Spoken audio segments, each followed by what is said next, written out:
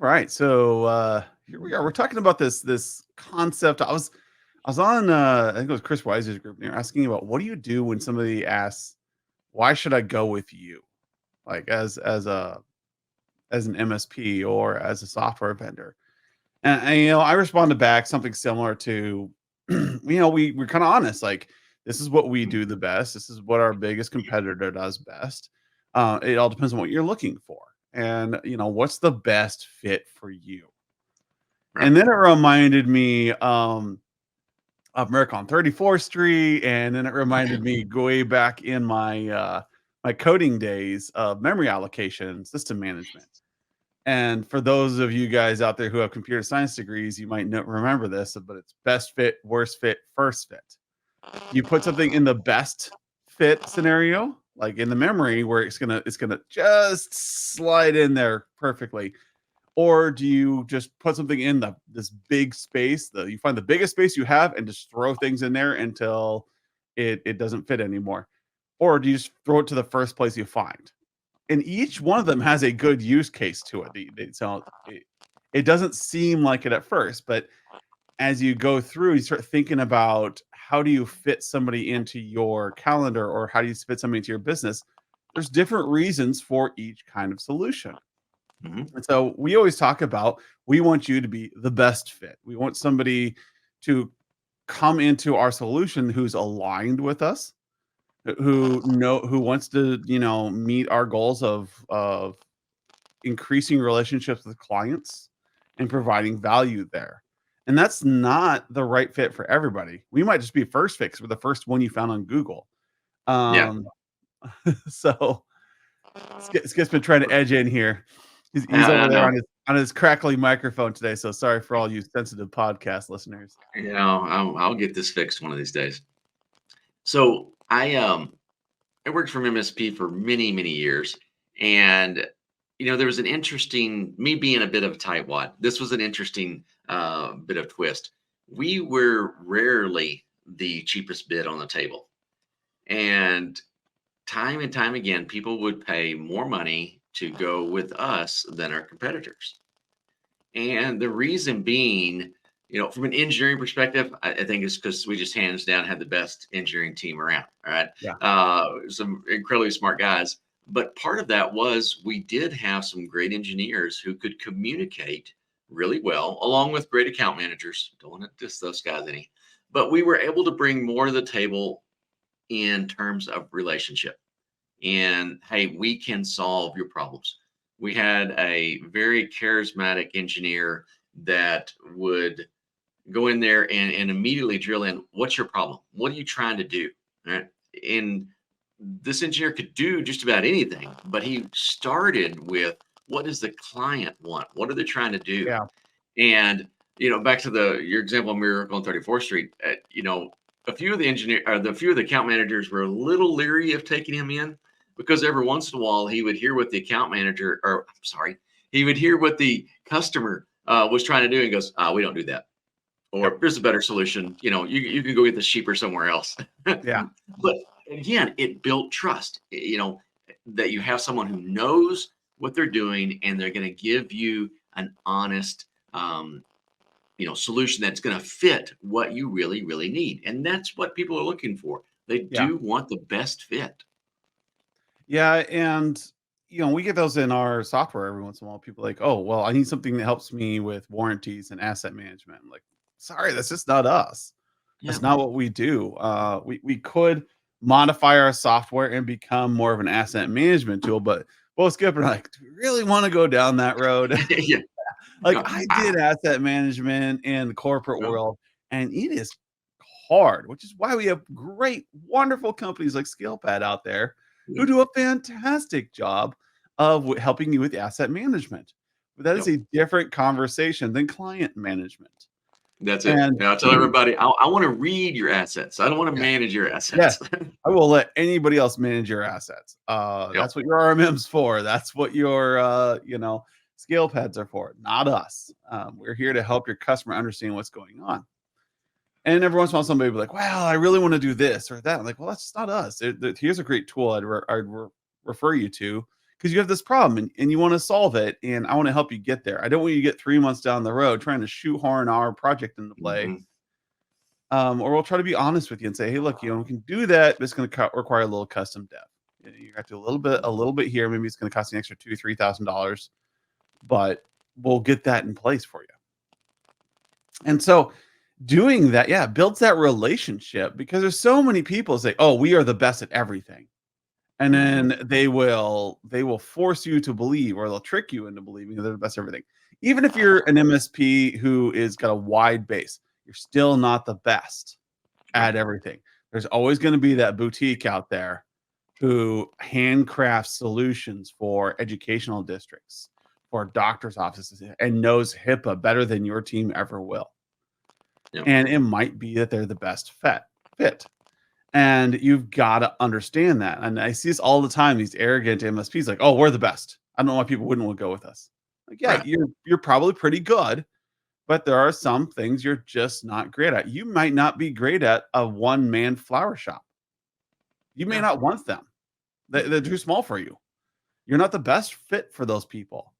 They want the trunk slammer. They want the guy who's going to come in as needed and fix their problem. You do not want those people, right? So you move on. Well, you may also There not was be a great fit for a company like mine that was looking for a 24/7 SOC that specialized in electrical grid support. that's a that's a rare one. And these are things that you're just not the best at. And you got to recognize that, like, hey, it's just not what we do. So when I was a VCIO, I would try to match up my clients with the MSP that focused in their area. Like, if I knew Mhm. you had major wireless problems, I knew that this particular MSP was really good at dealing with wireless heat maps and custom solutions in old buildings. I knew they were really good at that. So I'd Yep. let them bid first. Well, and Um, there's a really interesting dynamic here too. It's not necessarily just what you can do. I mean, let's be honest. We're running a business, right? It's what can you do profitably. yeah. And I know at one point when we were really firing up our monthly recurring revenue business model, and we began to look at things, and this is many years ago, but we found the cut point for us, and it was technically about 12 to $1,500 a month, but we stretched it down to 1,000, just to kind of round it, and for a lot of reasons. But below that, I mean, we could deliver services and we could do things, but there just wasn't enough margin in Yeah. those deals for us to do it well. And it's another thing, yeah, and I do this in our segmentation exercises all the time, or lots of times in our onboarding. I talk about, hey, let's build a scalable process. Let's find a high margin area and focus on that. The checks that come in on those might not be the biggest checks, but if the margin on those is bigger than the Yeah. other ones, then that's a shavings make a pile process that's going to happen a lot faster, right? Yep. But it was an interesting dynamic as we were cutting these clients and getting them down. There were customers that we had been doing business with literally for decades that we had to call up and say, hey, we've changed our business model and we're going to be moving over here doing this, and we're going to help you find someone else. Yeah. Those were odd conversations, but they actually built a lot of trust. They helped our team internally focus on, hey, this is what we're doing. We're doing it really well. Let's not compromise on what we do best. And our customers kind of got that appreciation. They felt like that, I get it. You want to deliver the best. And I'll trust you to help me find someone else. And we did. We found the best partners that we felt we could for them. And in general, it just built more trust and it allowed us to focus on higher margin work. Yeah. And at the end of the day, you only have so many hours to work. You might as well do profitable work versus unprofitable work, right? So it really fits and works for everyone. Yeah, and so, that best fit on both sides becomes a win for you, because like you may transition that client away. It's like the barest of margins on them. And there may be a great fit for this MSP down the street. And then 2 years later or a year later, that client you migrated away and found them a better fit, they're going to recommend you because like, hey, Yeah. they really helped us out find a good fit. They're great Yep. guys. They great girls over there. They don't know. They know that you as a business are looking to support, and they're going to say all these rosy and flowery things about you. Gives you a leg up in those Yep. networking. And that's kind of what I want to be known as. Like I want Humanize IT to be known as that partner with your MSP that's there to help. Yep. To keep in touch with us as you're supposed to on our client success model, we should be helping you. Like, hey, ask us what do you think about the latest RMMs out there? We got hundreds of Yep. MSPs constantly telling us their sob stories about their RMMs. Yep. We may not be running them, but we can tell you where the wind is blowing. Yep. And I think as you as an MSP, you can do the same thing. Like when does a client need to move to an in-house IT shop, or when should they move away from an in-house IT shop to an MSP? Get Mhm. known as being that honest feedback group rather than the one that's just going to, oh, no matter what, it's a sale. You're Right. selling them hard. And I think, yeah, I think sometimes, we can act out on that out of fear. If you've got a full packaged MSP, you know, contract or support service you're providing, and they come along and they go, "Hey, we need a, you know, business analyst or some extra technical support in this line of business app," or there's a variety of things, and you look at that and you go, "I think we could do that. We could figure that out. We can read the knowledge base articles," and you say, "All right, we'll do that." Right? Because you don't want them connecting with another IT organization. You're afraid that they're going to transition over to someone else, right? And that's an insecurity that you're going to have to understand and deal with. Is it because they're going to leave you because someone else does better service, or they're going to leave you because your pricing? I mean, are you delivering what you say you're going to do? Are you doing a good job? Are you doing it at a fair price? If all of those things are true, you should be able to build a relationship with your clients that they're not going to leave just because you help them find another technical resource that fits that one particular thing. And that and we talk about husband and wife relationships sometimes. If you are so jealous of your spouse's time that you don't allow them to see and have other friends somewhere else, that's a really bad relationship. And to some extent the technology relationship is going to go that way as Yeah. well. There may be other people that can provide better services in a particular area to your clients than what you can do. Help Yeah. that process out. Be a Yep. part of it. Don't be a roadblock.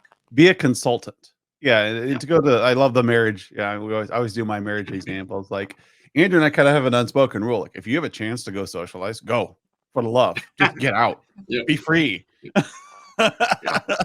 you know, Yeah. we're reaching that point in our life where options for socialization are well, the kids have an event this weekend. That's my social Yes. hour.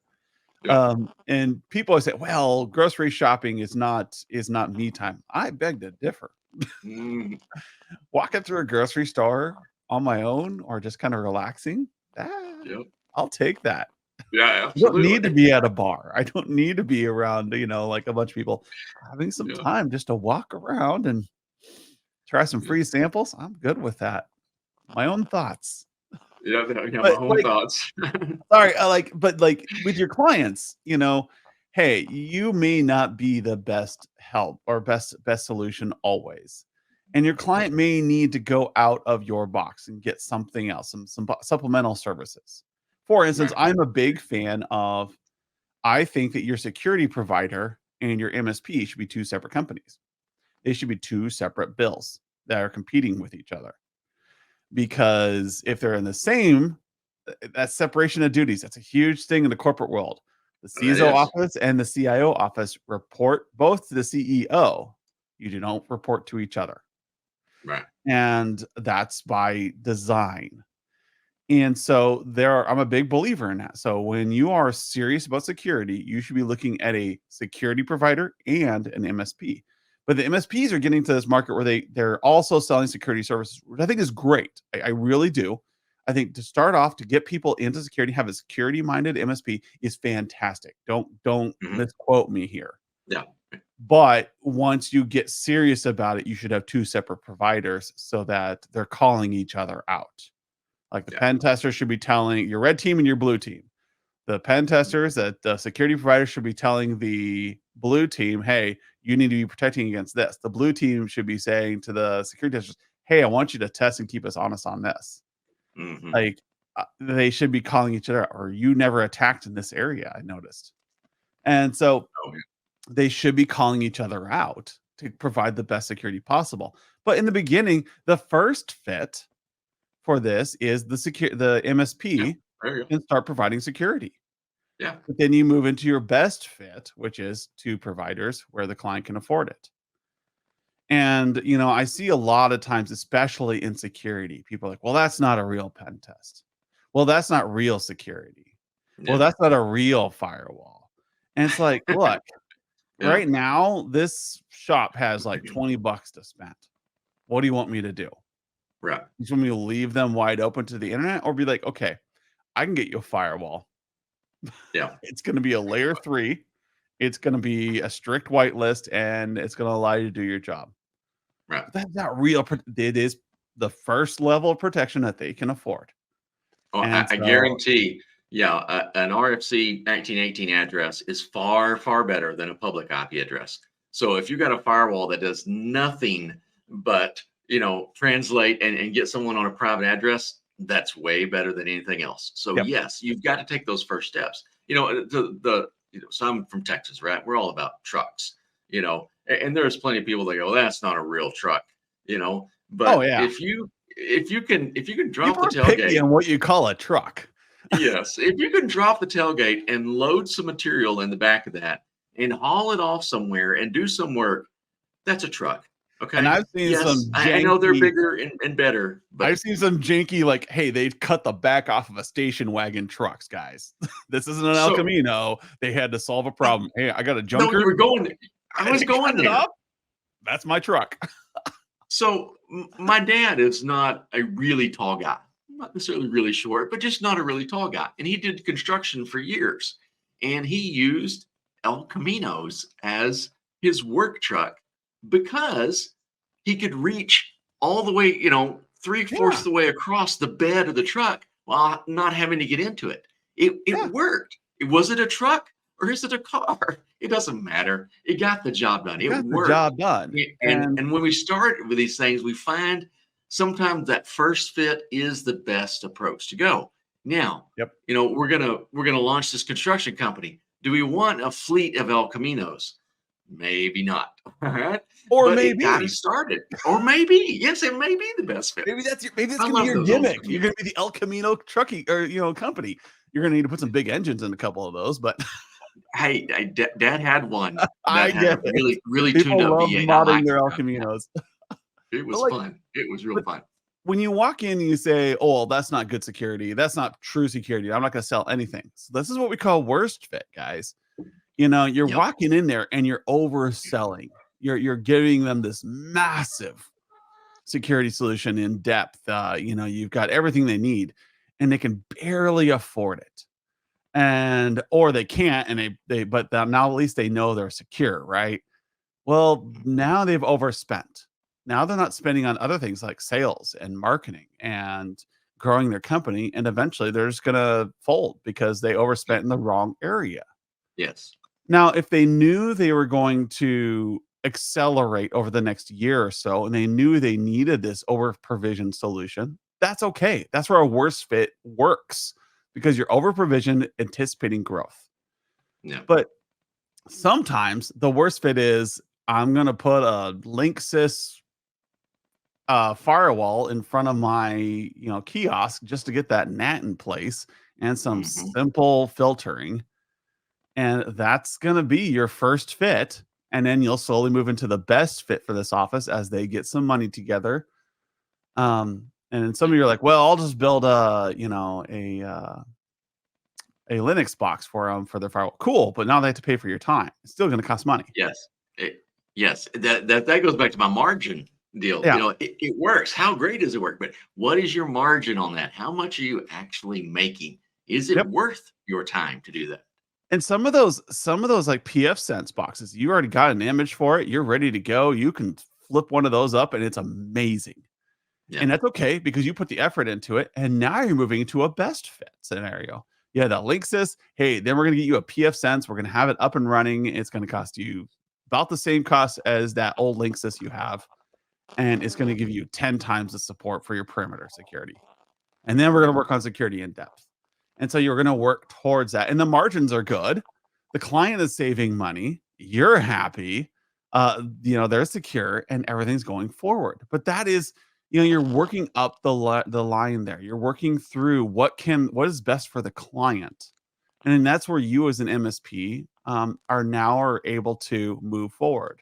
The same thing goes in healthcare. Like when you're getting into the gym, oh, you're not really working out. You're just kinda going to the gym and Mm, joking around. yeah. But no, that first step of getting Yes. into the gym on a regular basis is just as important as that guy who's trying to focus on his traps.